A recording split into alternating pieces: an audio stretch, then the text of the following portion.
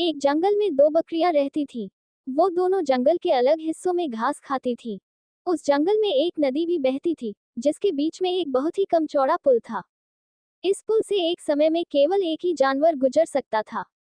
इन दोनों बकरियों के साथ भी एक दिन कुछ ऐसा ही हुआ।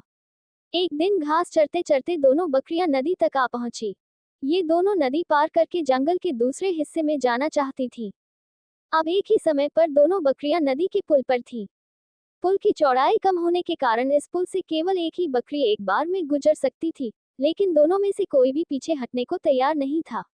इस पर एक बकरी ने कहा, सुनो, मुझे पहले जाने दो, तुम मेरे बाद पुल पार कर लेना। वहीं दूसरी बकरी ने जवाब दिया, नहीं, पहले मुझे पुल पार करने दो, उसके बाद तुम पुल पार कर लेना। ये बोलते बोलते दोनों बकरियां पुल के बीच तक जा पहुंची। दोनों एक दूसरे की बात से सहमत नहीं थी।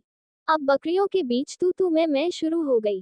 पहली बकरी ने कहा, पहले पुल पर मैं आई थी, इसलिए पहले मैं पुल को पार करूंगी।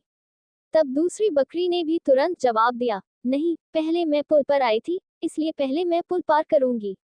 ये झगड़ा बढ़ता चलता जा रहा था।